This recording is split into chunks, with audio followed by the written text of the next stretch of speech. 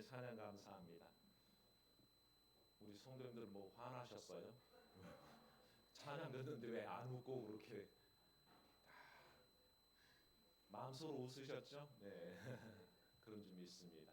우리 다시 한번 하나님 앞에 영광의 박수를 드립니다.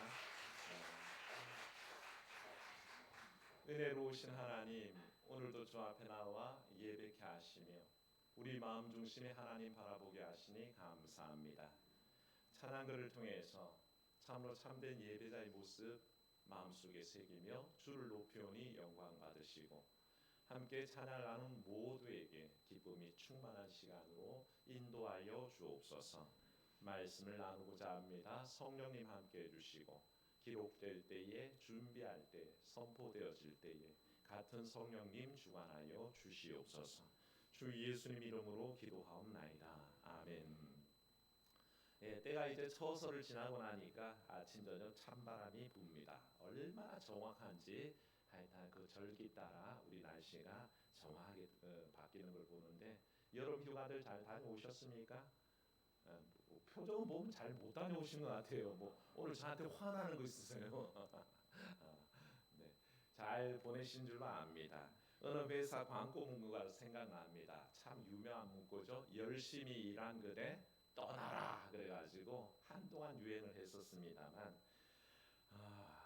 그 카피에 올릴 만큼 우리가 온 힘을 다하고 어느 때보다 뜨겁고 물난리 또 그 태풍을 견뎌낸 여러분의 삶에 응원을 보냅니다. 오늘 시대를 보면요, 굉장히 불확실성의 시대라고 다들 진단합니다. 그래서 온갖 고통과 힘겨움이 난무하는 때이죠. 열왕기상 말씀을 보면요, 오늘 본문의 배경이 되는 때인데 그때를 일컬어서 성경은 그렇게 얘기합니다. 그 열왕기의 오늘 배경이 되는 아합이란 인물이 치세 때죠. 그 다스릴 때에 이렇게 얘기합니다. 아합의 시대가 그의 이전의 모든 사람보다 여호와 보시기에 악을 더욱 행하더라. 그렇게 진단하고 있습니다. 그 어느 때보다도 악한 때다라고 아합의 때를 지칭하는 것처럼 오늘 우리의 시대가 그렇다라고 저는 여겨집니다. 국내적으로요, 정치적인 불안이 계속되는 때이고요. 전 세계적으로는 코로나의 여파가 아직도 진정되지 않고 그걸로 파생된 경제적인 고통이 우리를 힘겹게 합니다. 우크라이나 전쟁은 금방 끝날 것 같더니 오래도록 안 끝나고 언제 끝날지 기미가 보이지 않습니다. 미국과 중국의 패권 다툼은요, 그것조차 사실 진정 국면이 보이지 않습니다. 최근엔 거기에 대해서 일본이 오염수를 무단 방출함으로 전 지구적인 해양 생태계가 위협을 받는 때입니다. 기후 문제가 어떻습니까? 기상이변 때문에 전 지구가 고통을 겪고 있습니다. 물난리가 얼마나 심한지 미국에서는 오랫동안 사막이었는데 거기에 폭우가 쏟아져서 물바다가 됐다는 뉴스를 보고 깜짝 놀랐습니다. 사막도 이제는 물바다가 되는 때가 왔구나. 그 지역이 1년 강수량이 589mm인가 그런데 하루 만에 589mm가 다 쏟아지는 바람에 물바다가 됐다는 거죠. 그래서 온갖 어려움들이 가득한 때인데 사람들은 어떻습니까? 사실 오늘날의 시대를 또다시 진단하자면 혼란의 시대에 이어서 충동의 시대입니다. 서로에게 막 충동하는 때가 됐습니다. 아합은 악한 왕인데요, 거기에 대해서 굉장히 악을 부채질하는 사람이 옆에 하나 있었습니다. 열왕기상 21장 25절에 보면 이렇게 얘기합니다. 아합과 같이 그 자신을 팔아 여호와 앞에서 악을 행한 자가 없음은 그를 그의 아내 이세벨이 충동하였습니다. 그렇게 쓰고 있습니다. 아합이 악한데요, 그 옆에 충동질하는 또 한 여자가 있습니다. 악한 여자 이세벨이죠. 우상 갖고 들어와서 그냥 남편을 우상 숭배하도록 하고 악을 부채질하는 그런 세상이죠. 그러니까 본인도 잘 서기 힘든데 또 옆에 절대악이 하나 도사리고 있어서 부추김을 하는 때라는 것이죠. 그게 오늘 우리 사회와 똑같습니다. 우리 스스로가 잘 주체하지 못하는데 사회적인 전반의 분위기는 혼란과 어려움으로 우리를 자꾸 충동질하고 부채질하는 것이죠. 시대가 악한데 그 악을 충동질하는 여러 요건들이 있습니다. 그래서 각종 언론들이나 불량 유튜버들이 온갖 거짓과 거짓 정보들로 부채질하는 때입니다. 뭐가 진실이고 뭐가 거짓인지 잘 분별할 수 없는 때로 우리가 살고 있어서 누가 뭐라 그래도 지금은 악의 때라고 얘기할 만합니다. 그런 시대를 살아가는 우리들에게 오늘 성경은 말씀을 통해서 엘리야와 같은 삶을 살라고 권고한다라고 저는 확신합니다. 세상을 살아감에 있어서 엘리야와 같은 깊은 열심. 오늘 말씀에 보면요. 오늘 말씀에 이어지는 열왕기상의 말씀 보시면 엘리야의 삶을 한 단어로 집약합니다. 혹시 성경을 피고 계신 분들은 열왕기상 19장 10절을 한번 연결해서 보시기 바랍니다. 거기에 보시면 한 단어가 우리의 눈에 띄는데 한번 따라합시다. 여호와를 향한 열심이 유별하오니. 따라합시다. 열심이 유별하오니. 이 말씀이요 또 한 번 더 반복이 됩니다. 14절 한번 내려가 보시겠습니까? 14절 말씀에도 보시면 첫 줄에 나와 있죠. 거기에도 열심히 유별하오니 그렇게 얘기하고 있습니다. 열심히 유별하다. 열심히 유별하다는 말은 사실은 두 단어가 중복되기 때문에 열심히 특출하다라는 뜻으로 열심히 유별하다라고 얘기하는데 히브리어 원어는 킨노 켄네티라고 그렇게 킨네티라고 쓰고 있습니다. 칸노 킨네티라는 말을 쓰는 이유가 뭐냐하면 칸노의 원형이 되는 카나는 대단한 열심을 얘기합니다. 그리고 킨네티는 특별한 열심을 얘기합니다. 열심이 붙여지다 보니까 그걸 가지고 열심히 유별하다라고 번역을 하는데요. 이 열심히 유별한 그런 삶을 엘리야는 살았었습니다. 이 두 가지 열심의 뜻은 전혀 다른 의미를 갖고 있습니다. 카나라는 열심은 종교적인 열심입니다. 하나님 앞에 열심히 예배하고 열심히 기도하고 열심히 찬양하고 섬기는 일입니다. 이게 카나라는 열심입니다. 그런데 이어 나오는 키네티라는 이 열심은 세상을 향한 열심입니다. 자기가 갖고 있는 이 엘리야가 감당했던 아방의 그 악을 정죄하고 선포하고 하나님의 뜻을 온 세상에 드러내는 일이 바로 키네티를 통해서 나타나는 거죠. 그러니까 교회를 향한 신앙적인 열정과 세상을 향한 사회 참여적인 열정이 보태져서 열심히 유별하였다라고 엘리야를 평가하고 있는 것을 보게 됩니다.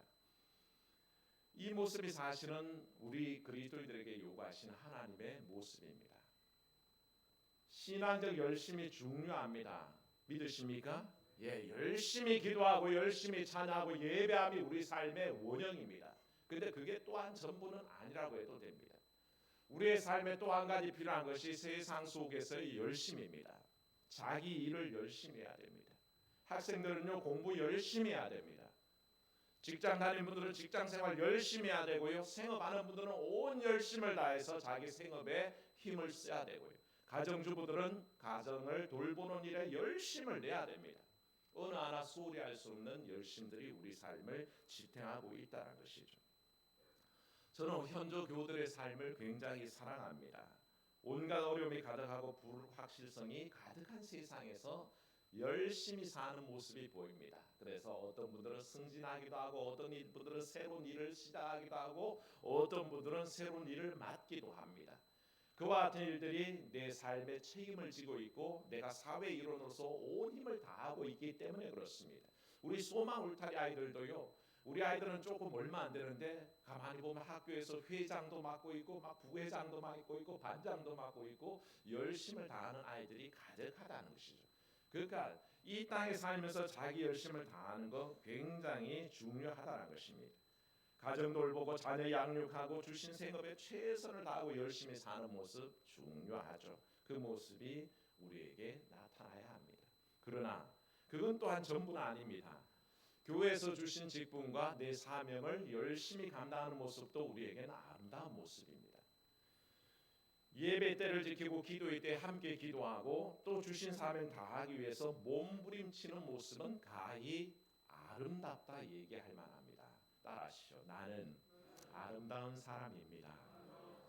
여러분은 아름답습니다.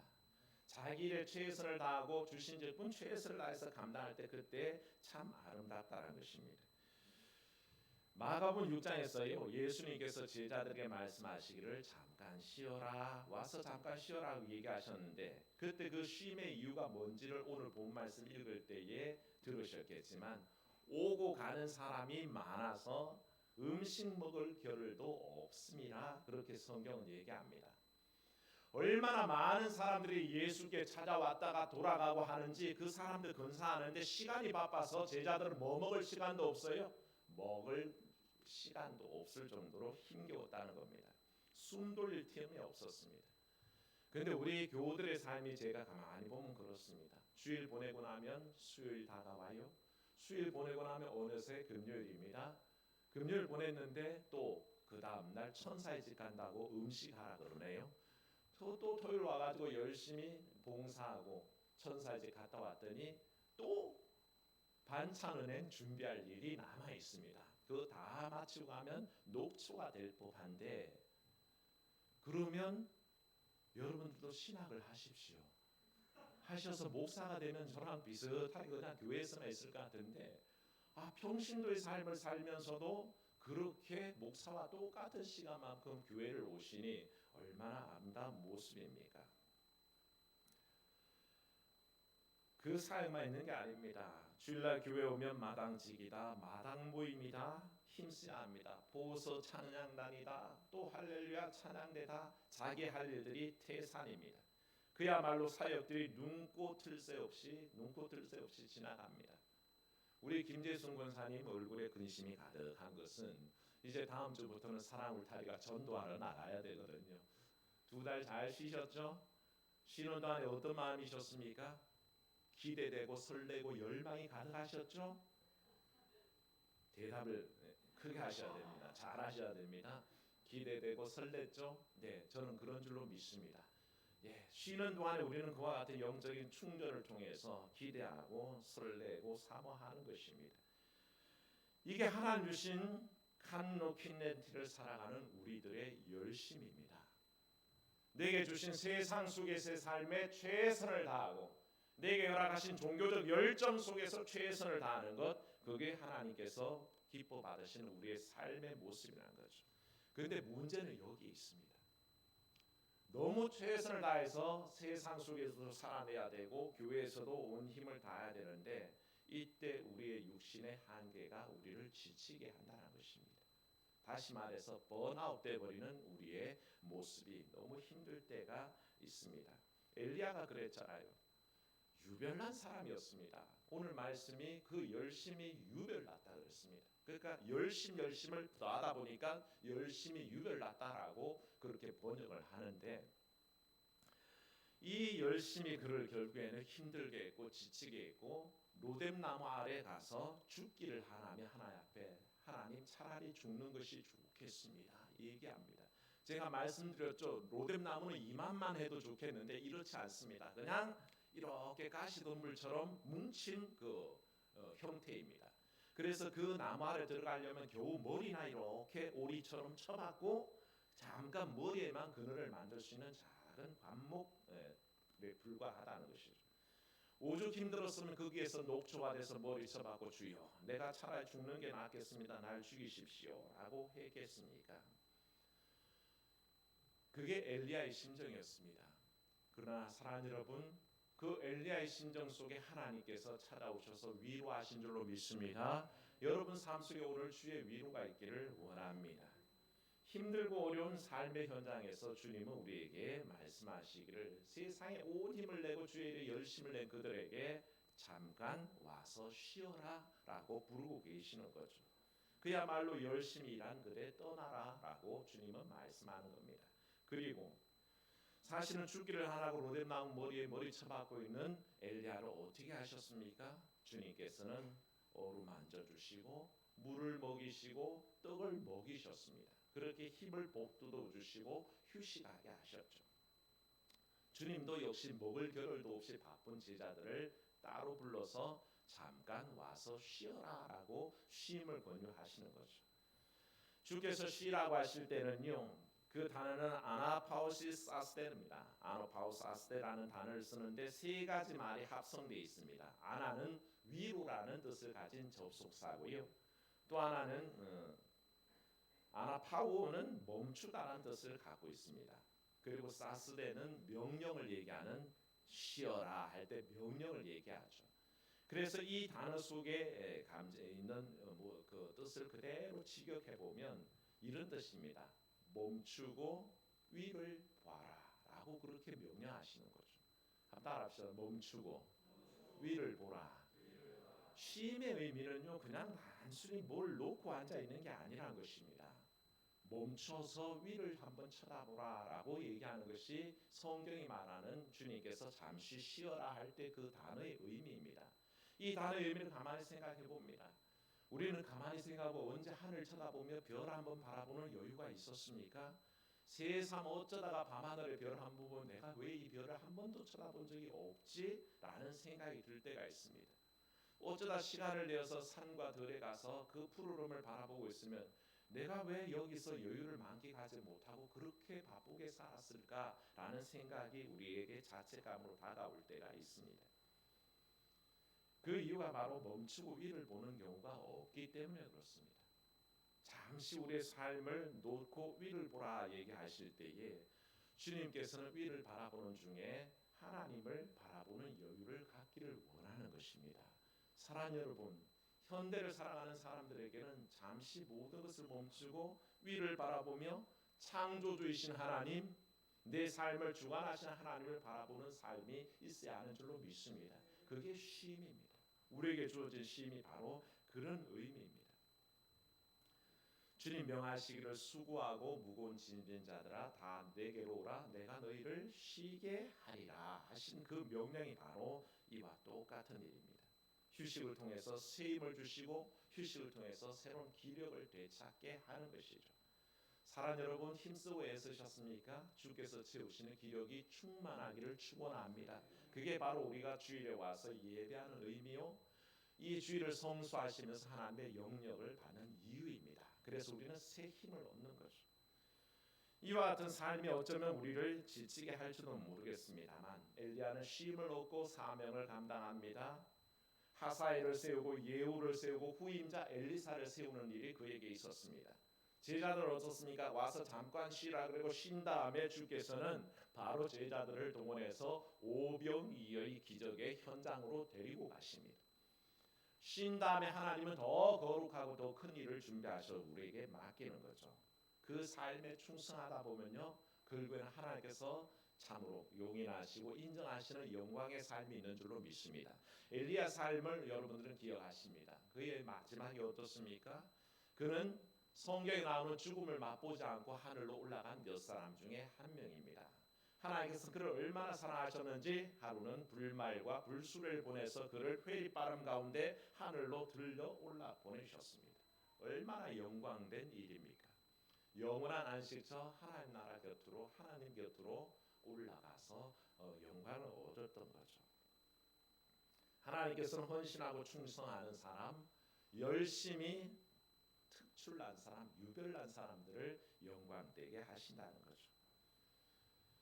그러나 그를 괴롭게 했던 아합과 이세벨의 운명을 여러분들은 또한 기억하실 겁니다. 아합은요, 전쟁에서 지고 그냥 수레에서 자기의 병거를 탄 그 자리에서 목숨을 잃게 됩니다만 그 수레를 씻으려고 데리고 와서는 그 수레를 씻어내니까 핏물이 얼마나 고여서 떨어지는지 개들이 와서 핥더라 그랬습니다. 이세벨은 어떻게 죽은지 아십니까?